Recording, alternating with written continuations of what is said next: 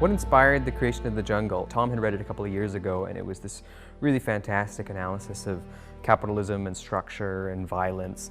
And that was something that we were both interested in at the time and still are. So we decided to collaborate on this because we'd been wanting to work together and we'd been wanting to write an expressly political piece. But I'd say, like, as people who are expressly interested in in liberation in general, that you have to recognize that the liberation is tied up and sort of overlapping systems of oppression.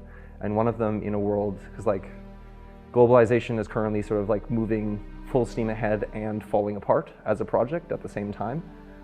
And so if one is interested in engaging politically in the world these days, you have to talk about immigration, and you have to talk about things like borders.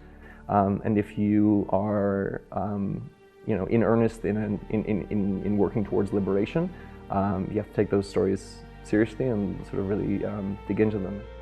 What we wanted to present instead was people kind of sacrificing themselves into the system or sacrificing their beliefs and their values just to try and make minor tweaks, and how that's not ever going to be sufficient against larger forces who want to change things and secure power for themselves. Part of the inspiration of this play for me was also that when we began writing it, I had just come off of working on an unsuccessful election campaign. I was working for the New Democratic Party in 2015 when we thought we would win and we didn't. And so the character of Jack, I share some experiences with him in that regard. So that was a character that I was always fairly close to, and the mechanics of his ideas of how power works and how we can change things were ones that I have held variously at different points in my life.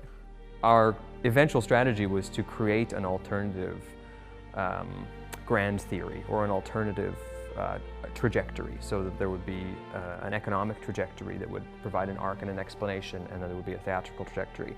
And the eventual point at which it clicked was when Tom asked the question, I believe, why can't Jack and Veronica get ahead?